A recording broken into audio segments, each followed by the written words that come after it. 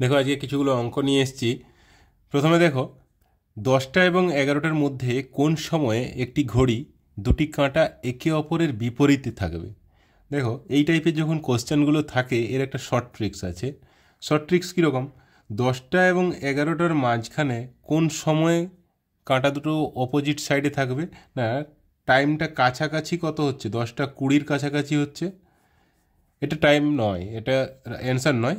তো 10টা 20-র কাছাকাছি হলে এখান থেকে দেখো একটা সূত্র আছে। সূত্র না কি না, এই যে 20, আমরা 20কে 20 প্লাস 20/11, এই 11টা সবসময় 11 দিয়ে ভাগ করব।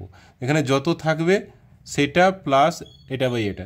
টাইমটা 10টা থাকছে, 10টা এবং 11টার মাঝে কত মিনিটে হবে না, এই 20-র কাছাকাছি হচ্ছে, তাহলে 20 প্লাস 20/11, দ্যাট ইজ 20/11 মানে 20 প্লাস এটা কত পাচ্ছে 1 পূর্ণ 9/11, দ্যাট ইজ 21 পূর্ণ 9/11। তাহলে টাইম হয়ে যাবে 10টা 21 মিনিট, 21 পূর্ণ 9/11 minute. That is option A is the right answer. Next দেখো কি বলেছে,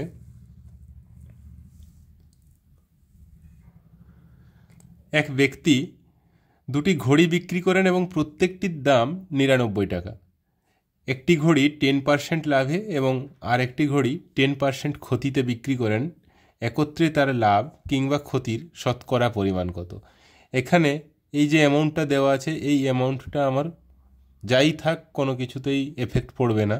দুটোতেই দেখো, একটাতে 10% লাভ, একটাতে 10% ক্ষতি। তাহলে সব সময় ক্ষতি হবে, এবং ক্ষতির পরিমাণ কত হবে যখন দুটো টার্ম একই থাকবে, এখানেও 10 এখানেও 10, একটাই লাভ একটাই ক্ষতি। তো সব সময় ক্ষতি হবে। ক্ষতিটা কত না 10 স্কোয়ার, মানে যা থাকবে তার হোল স্কোয়ার বাই 100, মাইনাস করলাম যেহেতু ক্ষতি, দ্যাট ইজ 100/100 -1, মানে 1% ক্ষতি। That is option A is the right answer. Next দেখো, একটি অটোরিকশা 40 কিলোমিটার প্রতি ঘন্টা গতিবেগে 2 ঘন্টা 30 মিনিট চলেছে। যদি সে গন্তব্যস্থল আরও 1 ঘন্টা পরে পৌঁছয়, তবে অটোরিকশাটি মোট কত দূরত্ব অতিক্রম করেছে। দেখো এই টাইপের কোশ্চেন, এটা খুবই ইজি। মানে টোটাল সে 2 ঘন্টা 30 মিনিট প্লাস আরও 1 ঘন্টা, মানে টোটাল 3 ঘন্টা 30 মিনিট বা 3.5 ঘন্টা গেছে। তাহলে 3.5 ঘন্টাকে 40 কিমি দিয়ে গুণ করে দাও, 40 কিমি, that is 40 × 12, 120 plus 20, 140 kilometre. Option A is the answer. Next দেখো কি বলেছে, আনারসের দাম প্রত্যেকটি 7 টাকা, তরমুজের দাম 5 টাকা করে। একজন 38 টাকায় উভয় প্রকার ফল কিনলেন, আনারসের সংখ্যা কত। দেখো এখানে আমরা দুভাবে করতে পারি, একটা অপশান টেস্ট করতে পারি আর একটা নর্মাল প্রসেসে করতে পারি। তো অপশান টেস্ট করলে অনেক ইজিলি হয়ে যাচ্ছে। যেহেতু তরমুজের দাম 5 টাকা, তার মানে কি তরমুজের যে দামটা হবে তাহলে 5-এরই গুণিতকে হবে। তাহলে দেখো এখানে আমার কি চেয়েছে, আনারসের সংখ্যা চেয়েছে। আনারস যদি দুটো হয় তাহলে 7 × 2 = 14 টাকা। 38 থেকে 14 গেলে কত হচ্ছে 24, 24টা 5-এর গুণিতক নয়, তাহলে এটা হতে পারে না। সেকেন্ড দেখো, 7 × 3 = 21, 38 থেকে 21 গেলে কত হচ্ছে 17, সেটাও কিন্তু 5-এর গুণিতক নয়। এবারে দেখো 7 × 4 = 28, 38 থেকে 28 গেলে 10 হচ্ছে, তাহলে এটা কিন্তু 5-এর গুণিতক, এটা হতে পারে। নেক্সট দেখো 7 × 5 = 35, 38 থেকে 35 গেলে 3 টাকায়, 3 টাকায় তরমুজ হবে না, তাহলে এটাও হবে না, একমাত্র এটা হবে। কিন্তু অপশান টেস্ট করে যদি ইজিলি না বের করতে পারি তাহলে কি করব। এক্ষেত্রে দেখো লিঙ্ক আপ আছে আমাদের, লিঙ্ক আপ দিয়ে করতে পারি না। আনারসের দাম প্রত্যেকটা 7 টাকা, তরমুজের দাম 5 টাকা। এবারে 38 টাকায়, এটা লিঙ্ক আপ করার দরকার নেই, এমনি অপশান টেস্টেই ঠিক আছে, লিঙ্ক আপ করলে এটা ঠিকঠাক করে হবে না। তারপরে নেক্সট দেখো, দুই ব্যক্তির মাসিক আয়ের অনুপাত দেওয়া আছে কত 7:4, এবং ব্যয়ের অনুপাত দেওয়া আছে 5:2। প্রত্যেকে মাসিক আয়ের 2000 টাকা সঞ্চয় হলে তাদের মাসিক আয় কত। দেখো একজনের আছে কত 7:4 হচ্ছে এদের মাসিক আয়ের অনুপাত, তাহলে ইনকাম অনুপাত হয়ে গেল কত 7:4, আর খরচের অনুপাত হচ্ছে কত, দ্যাট ইজ 5:2। তো দুজনেরই 2000 টাকা করে দেখো সঞ্চয় হচ্ছে মাসে। আর এখানে দেখো ওদের ইনকাম আর খরচের এক্সপেন্সের যে রেশিও আছে দুটোতেই দেখো 7 থেকে 5 কত 2 কমেছে, 4 থেকে 2 এখানেও 2 কমেছে। তাহলে আমি বলতে পারি এই 2 ইউনিট ইকুয়ালস টু 2000 টাকা, that is 1 unit equals to 1000। এবারে কি চেয়েছে, তাদের মাসিক আয় চেয়েছে। ওদের ইনকাম আয়ের অনুপাত কত 7:4, দ্যাট ইজ একজনের 7 ইউনিট মানে 7000 টাকা আর একজনের 4000 টাকা। তাহলে অপশান ডি হয়ে যাবে অ্যান্সার।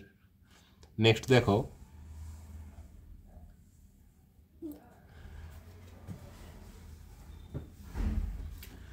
দশ বছর আগে বাবার বয়স ছেলের বয়সের 3 গুণ, দ্যাট ইজ বাবার বয়স ছেলের বয়সের 3 গুণ। তাহলে 3:1 ছিল 10 বছর আগে ওদের বয়সের অনুপাত। 10 বছর পর এই অনুপাতটা কত হয়েছে, বাবার বয়স ছেলের বয়সের দ্বিগুণ হয়েছে, দ্যাট ইজ 2:1 হয়েছে। তাহলে এই মাঝখানে টোটাল কত বছর গেল, 20 বছর, একটা 10 বছর আগে একটা 10 বছর পরে, তার মানে টোটাল 20 বছর। এবারে দেখো এখানে অনুপাতের পার্থক্য কত আছে 2, এখানে কত আছে 1। তাহলে এই অনুপাতের পার্থক্য 2 করার জন্য কি করব, 2 দিয়ে গুণ করব, দ্যাট ইজ 4:2। দেখো এটার থেকে 1 বেড়েছে, এটার থেকেও 1 বেড়েছে। তাহলে এই 1 ইউনিট ইকুয়ালস টু কত 20 বছর। আমার কি চেয়েছে, বাবা ছেলের বর্তমান বয়সের অনুপাত। তাহলে 10 বছর আগে বাবা ছেলের বয়স কত ছিল, 10 বছর আগে ছিল 20 × 60, আর একজনের ছিল, বাবার ছিল 60 বছর বয়স, ছেলের ছিল 20 বছর বয়স। তাহলে 10 বছর পরে বাবার 70, ছেলের 30। তাহলে অনুপাত করলে কত হচ্ছে, 0 0 কেটে যাবে, 7:3। Option B is the answer. কি বোঝা যাচ্ছে তো? নেক্সট দেখো, 11টি ক্রমান্বয়ে পরপর অযুগ্ম সংখ্যার যোগফল 253, ক্ষুদ্রতম সংখ্যাটি কত? দেখো অযুগ্ম সংখ্যা 11টা রয়েছে, পরপর 11টা অযুগ্ম সংখ্যার যোগফল দেওয়া আছে 253। তাহলে ঠিক মাঝখানের সংখ্যাটা আমরা কি করে পাবো, 11 দিয়ে যদি ভাগ করে দিই তাহলে একদম মাঝখানের সংখ্যাটা পেয়ে যাব। মাঝখানের সংখ্যা কত পাচ্ছি 23। এরপরে কি বলেছে, ক্ষুদ্রতম সংখ্যা। তাহলে টোটাল ছিল কত 11টা, তার মানে এদিকে 5খানা রয়েছে আর এদিকে 5খানা রয়েছে। তাহলে এদিকে 5টা আগে কত, অযুগ্ম সংখ্যা মানে 2 2 করে প্রত্যেকটার মধ্যে ডিফারেন্স। তাহলে 5টা আগে কত ছিল, 5 2 10 কম হয়ে যাবে 23 থেকে, 23 - 10 13। অপশান ডি হয়ে যাবে অ্যান্সার। নেক্সট কি বলেছে দেখো, একটি ত্রিভুজের বাহুগুলির অনুপাত হলো 7:9:12। যদি সবচেয়ে বড় বাহু এবং সবচেয়ে ছোট বাহুর অন্তর 15 সেন্টিমিটার হয় তবে সবচেয়ে বড় বাহুর দৈর্ঘ্য কত হবে? দেখো এখানে বড় আর ছোটোর অন্তর হচ্ছে, পার্থক্য হচ্ছে 15 সেন্টিমিটার। আর অনুপাতে দেখো বড় আর ছোটোর পার্থক্য কত হচ্ছে, বড় অনুপাত আর ছোটো অনুপাতের পার্থক্য হচ্ছে 12 - 7, দ্যাট ইজ 5।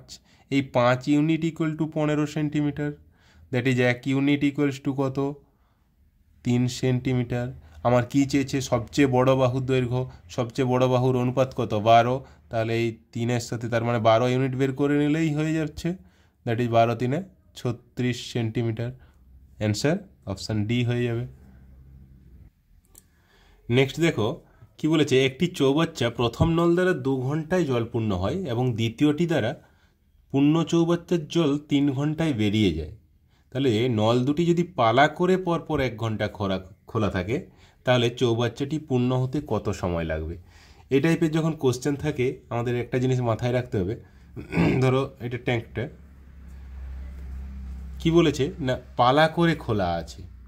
পালা করে যখন খোলা থাকবে আমাদের একদম শেষ 1 ঘন্টা যেটা হচ্ছে, শেষ 1 ঘন্টায় যে জল পূর্ণ করছে, ধরো শেষ ঘন্টার আগে ধরো এতটা পূর্ণ হয়েছে, তাহলে শেষ 1 ঘন্টায় যে পূর্ণ করছে পুরোটা পূর্ণ করে দিচ্ছে। তার পরের ঘন্টায় কিন্তু আর খালি হবে, সেই জায়গায় আমরা যাব না। যখন পূর্ণ হয়ে যাচ্ছে ওখানেই আমাদের শেষ হয়ে যাচ্ছে কাজ। তাহলে তার আগে কতটা সময় লাগছে, তাহলে এখানে ধরো দুটোটা রয়েছে, একটা প্রত্যেক ঘন্টায় 2 ঘন্টায় জল পূর্ণ করছে আর একজন 3 ঘন্টায় জলটা খালি করছে। তাহলে আমরা 2 আর 3-এর লসাগু করলে কত হচ্ছে? 6। আমরা ধরে নিচ্ছি ট্যাঙ্কটার ক্যাপাসিটি হচ্ছে 6 লিটার। তাহলে যে ভর্তি করছে সে কি করছে? প্রত্যেক ঘন্টায় 3 লিটার করে জল পূর্ণ করছে, আর যে খালি করছে সে প্রত্যেক ঘন্টায় 2 লিটার করে জল খালি করছে। ক্লিয়ার? এবারে তাহলে টোটাল এই 2 ঘন্টায়, মানে এর 1 ঘন্টা এর 1 ঘন্টা, 2 ঘন্টায় টোটাল কত জল ভর্তি হচ্ছে না 3 litre minus 2 litre, that is 1 litre. আর যে ভর্তি করছে সে 1 ঘন্টায় কত লিটার ভর্তি করছে? 3 লিটার। তাহলে শেষের যে ভর্তি হচ্ছে 3 লিটার, এটার জন্য তার সময় লাগছে কত? 1 ঘন্টা। বাকি কত না বাকিটাও এটা অর্ধেক অর্ধেক হচ্ছে, তাহলে বাকিটাও 3 লিটার। এই 3 লিটার ভর্তি হতে কি করব না 1 ঘন্টা নয়, টোটাল 2 ঘন্টায় 1 লিটার ভর্তি হচ্ছে। তাহলে 3 লিটার ভর্তি হতে কত সময় লাগবে? 3 × 2 আওয়ার, দ্যাট ইজ 6 আওয়ার্স। 6 ঘন্টা, এবং শেষের যে অর্ধেক থেকে ফুল হচ্ছে সেটার জন্য মোটেও 1 ঘন্টা লাগছে। তাহলে 6 + 1 টোটাল 7 ঘন্টা সময় লাগবে। অপশান বি অ্যান্সার হয়ে যাবে। কিন্তু যদি এখানে পালা করে ব্যাপারটা না থাকতো, দুটো নলই যদি সাইমultaneously একসাথে খোলা থাকতো, তখন কিন্তু অঙ্কটা অনেক ইজি হয়ে যেত। তখন এই যে দেখো 2 ঘন্টায় 1 লিটার হচ্ছে, তাহলে টোটাল 6 লিটার ভরতে গেলে 6/1, দ্যাট ইজ 6 ঘন্টা লাগতো। কিন্তু এখানে যেহেতু পালা করে বলা আছে সেই জন্য এইভাবে করব। লাস্ট ঘন্টায় কি হবে না লাস্ট 1 ঘন্টায় যে পূর্ণ করছে, ভর্তি করছে জলটা, তার কতটা ভর্তি করছে সেটা করে নেব, দিয়ে বাকি যেটা থাকবে সেটাকে এই সিস্টেমে আমরা আসব। ক্লিয়ার? নেক্সট দেখো, এই টাইপের কোশ্চেনগুলো বেশ থাকে। দেখো এখানে √14 + 14 + 14 +... ইনফিনিটি, এই টাইপের যখন কোশ্চেন থাকবে এগুলো এর একটা সূত্র আছে। সূত্র কি? আচ্ছা, সূত্র ছাড়া করি আগে। আমি এটা = ধরে নিচ্ছি x। তাহলে বোথ সাইড যদি হোল স্কোয়ার করি তাহলে কি লিখতে পারি? x² এটা একটা রুট উঠে যাবে, that is 14 + √14 + infinity, that is এটা = আমি লিখতে পারি 14 প্লাস এই টোটালটা তো x ধরেছিলাম, দ্যাট ইজ 14 + x। তাহলে এখান থেকে লিখতে পারি কি x² - x - 14 = 0।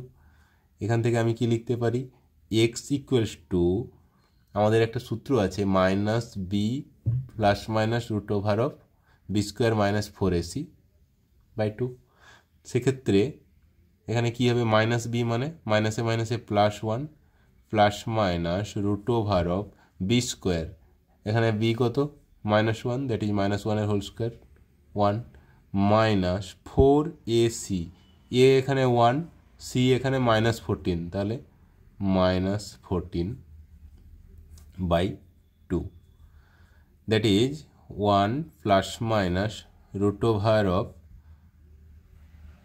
4 = 57, এটা প্লাস হয়ে যাচ্ছে 1 + 56, দ্যাট ইজ 57/2। তাহলে সূত্রটা কি করব না এখানে যে নাম্বারটা থাকবে ওইটা = থাকবে কি 1 ± এখানে যেটা হয়েছে 1 মাইনাস, এখানে যে নাম্বারটা থাকবে ওটা মাইনাস হিসেবে আসবে, বা ডাইরেক্ট 1 + 4 × 14 করে সূত্র করতেই পারি /2। এটাকে ডাইরেক্ট পেয়ে গেলাম অ্যান্সার। এরপরে এই টাইপের কোশ্চেনগুলো অন্যভাবেও থাকে। কীরকম থাকে দেখো, এখানে √14 প্লাস প্লাস আছে, এখানে যদি √14 × √14 ইনফিনিটি পর্যন্ত থাকতো, এক্ষেত্রে অ্যান্সার কত হতো? 14। মানে এখানে যা থাকবে ওটাই হয়ে যাবে অ্যান্সার। এখানে যদি x থাকতো তাহলে x হয়ে যেত অ্যান্সার। আর কিভাবে থাকে? আরেকটা থাকে না √12 + 12 plus 12 plus dot dot dot infinity. তো যখন এই টাইপের কোশ্চেন থাকে, এখানে কি করলাম আমরা, এই এত বড় একটা সূত্র হলো, এটা করতে হতো না যদি এখানে সংখ্যাটা যদি পরপর দুটো সংখ্যার গুণফল হিসেবে থাকতো। এখানে দেখো পরপর দুটো সংখ্যার গুণফল আছে 3 × 4 দ্যাট ইজ ইকুয়ালস টু 12। যদি এরকম পরপর দুটো সংখ্যার গুণফল হিসেবে থাকে, তখন যদি এখানে প্লাস সাইন থাকে তাহলে বড় সংখ্যাটা নেব, আর এখানে যদি মাইনাস সাইন থাকতো that is √12 minus √12 minus √12 minus dot dot dot infinity. সেক্ষেত্রে এখানে যদি মাইনাস থাকে তাহলে ছোট সংখ্যাটা নেব, 3 হয়ে যাবে অ্যান্সার। ওকে।